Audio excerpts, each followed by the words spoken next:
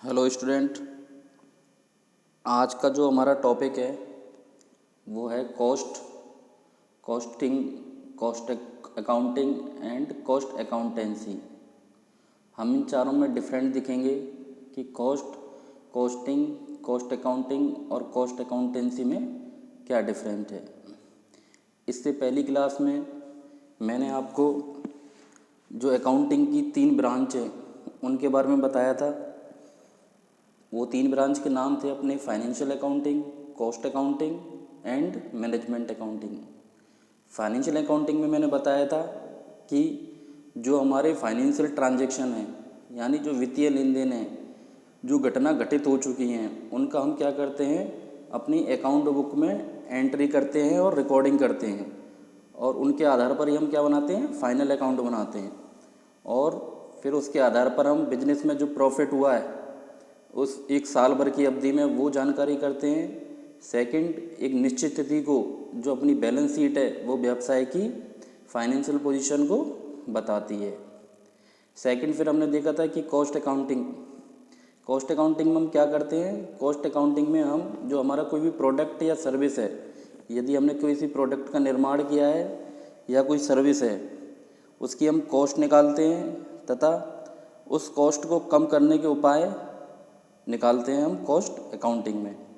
Management accounting में क्या करते हैं, मैनेजमेंट अकाउंटिंग में हम जो हमारे पास डाटा तैयार आया है, जो हमारे पास डाटा तैयार हुआ है फाइनेंशियल अकाउंटिंग से और कॉस्ट अकाउंटिंग से, उसके आधार पर हम मैनेजरियल डिसीजन लेते हैं, यानी प्रबंधकीय निर्णय लेते हैं कि किसी वस्तु का उत्पादन किया जाए अथवा नहीं किया जाए, या किसी बिजनेस को चलाया जाए अथवा नहीं चलाया जाए। ये हमने सब पहले चैप्टर में डिस्कस किया था। आज हम कॉस्टिंग में जो हमारी कहते हैं, जो हमारे बीकॉम पार्ट फर्स्ट का पेपर फर्स्ट है, उसका जो पेपर फर्स्ट का नाम कॉस्ट अकाउंटेंसी है।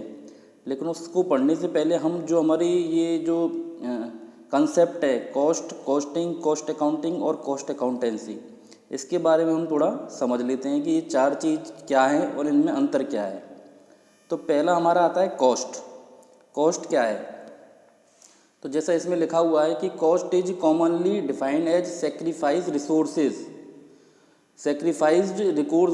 फॉर ए पर्टिकुलर थिंग्स, यानी cost is commonly defined as sacrificed resource for a particular thing, यानी कॉस्ट को या लागत को इन्होंने परिभाषित किया है कि किसी वस्तु को प्राप्त करने के लिए या किसी वस्तु का निर्माण करने के लिए जो हमारे रिसोर्स हैं उनका हमने जो त्याग किया है, उस वस्तु को प्राप्त करने के लिए जो हमने रिसोर्स लगाए हैं या दिए हैं, वो रिसोर्स क्या है, वो रिसोर्स को त्यागना उस वस्तु की लागत है।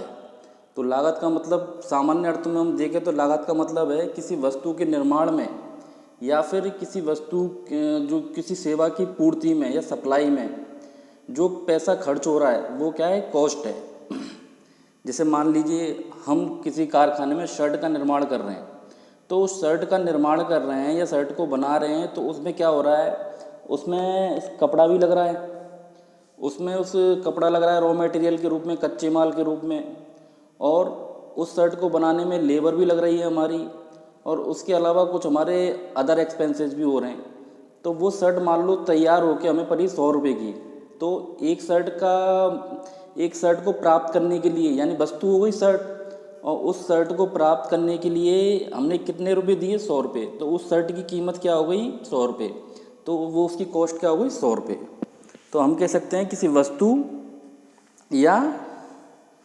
वस्तु के निर्माण करने में या किसी सेवा की पूर्ति में लगने वाला वह क्या है, हमारा कॉस्ट है।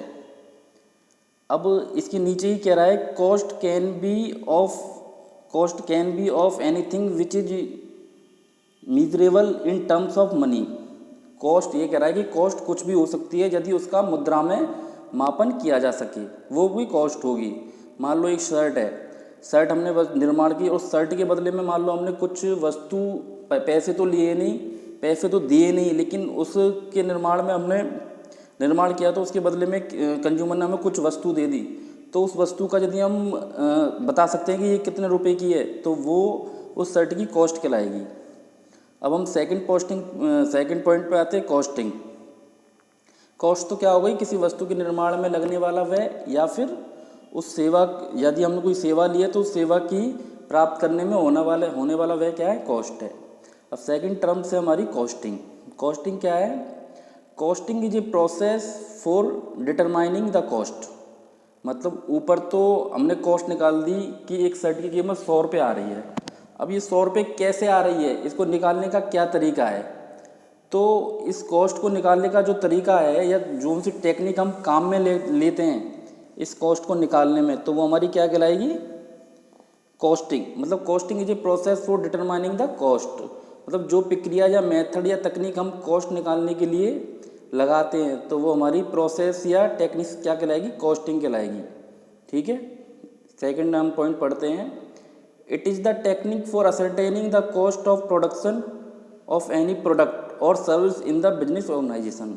मतलब किसी व्यापारिक संगठन में किसी वस्तु की उत्पादन लागत निकालने के लिए जो तकनीक यूज में लाई जाती है वो क्या है, हमारी कॉस्टिंग है। तो कॉस्टिंग क्या है, किसी वस्तु की लागत निकालने के लिए जो भी प्रोसेस या टेक्निक उपयोग में लाई जाती है वो कॉस्टिंग है।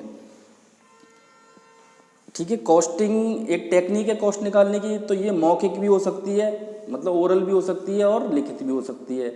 मान लो मैं अपने मकान का पेंट करा रहा हूँ, तो उसमें जैसे मैंने पेंट करा रहा हूँ तो मैंने कॉन्ट्रैक्ट दे दिया किसी को। तो कॉन्ट्रैक्ट दे दिया तो मान लो पेंट भी आ रहा है, लेबर भी लग रही है उसमें, और अदर एक्सपेंसेस भी हो रहे हैं। तो मैं क्या कर रहा हूँ, उनको जैसे रोज़ाना जो भी खर्चा आ रहा है उनको मैं एक कॉपी में लिखता जा रहा हूँ। तो मैं इस कॉपी में लिख रहा हूँ, फिर उसकी टोटल में लगा दूंगा। तो मेरी मान लो पेंट पूरा हो गया 10 दिन में, फिर मैंने टोटल लगाया तो मान लो 1 लाख रुपए का खर्चा आया। तो ये मुझे कैसे पता पड़ी? ये पता तो ऐसे ही चली ना जब मैंने कॉपी में उनको लिखता गया। या फिर मान लो मेरा छोटा काम था, 2 दिन का काम था, तो मैंने दिमाग में ही सेट कर लिया कि आज इतने 1000 रुपये खर्च हुए हैं पेंटिंग में, कल 2000 खर्च हुए हैं, तो 3000 रुपये खर्च हो गए। या मैंने लिख कर पता लगा लिया। तो जो मैंने प्रोसेस लिखने के लिए अपनाई वो हमारी क्या है, कॉस्टिंग। ठीक है, तो कॉस्टिंग क्या है, एक प्रोसेस है कॉस्ट निकालने की। अब थर्ड पॉइंट आता है कॉस्ट अकाउंटिंग। कॉस्ट अकाउंटिंग क्या है? Cost accounting is basically the next step of costing.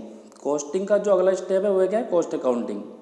Cost accounting involves analysing relevant closing data, interpret it and present various management problem to management. Actual में क्या है, costing तो हमारी orally या written कैसी भी हो सकती है। मतलब कॉस्टिंग क्या है, कॉस्ट निकालने का तरीका है। लेकिन जब हम एक मान लो लीगली या विधिवत रूप से जो कॉस्टिंग जो हमारी कॉस्ट आ रही है उसको हम रिकॉर्ड कर रहे हैं, लिख रहे हैं, अच्छी तरह फॉर्मेट्स में लिख रहे हैं, उसके आधार पर हम मैनेजमेंट को प्रस्तुत कर रहे हैं डाटा को, तो वो हमारी कॉस्ट अकाउंटिंग होगी। मतलब कॉस्ट में जो हमारा खर्चा हो रहा है उसको हम एक फॉर्मेट में लिख रहे हैं और एक नियम अनुसार उसकी रिकॉर्डिंग कर रहे हैं, तो वो क्या होगी, हमारी कॉस्ट अकाउंटिंग होगी। एक हमारी क्या है, ये एक प्रोसेस है। लेकिन ये प्रोसेस तो कॉस्टिंग भी है निकालने की तरीका, लेकिन यहाँ पर क्या होगा, एक विधिवत रूप से अपनाई जाती है। यदि हम किताब में पढ़ें तो किताब में क्या लिखा हुआ है कि लागत ज्ञात करने के लिए वैधानिक आधार पर विधिवत स्थापित की गई लिखित प्रक्रिया को परिव्यय लेखांकन या कॉस्ट अकाउंटिंग कहते हैं। ठीक है, कॉस्ट अकाउंटिंग क्या है कि लागत जो हम निकाल रहे हैं उसको हम कैसे निकाल रहे हैं, बिल्कुल लीगली मेथड से निकाल रहे हैं, उसको रिकॉर्ड कर रहे हैं अच्छी तरह, फॉर्मेट में एंट्री कर रहे हैं अच्छी तरह, तो वो क्या हमारी कॉस्ट अकाउंटिंग है। तो कॉस्ट अकाउंटिंग से आशय केवल लिखित, वैज्ञानिक और विधिवत प्रक्रिया से लिया जाता है।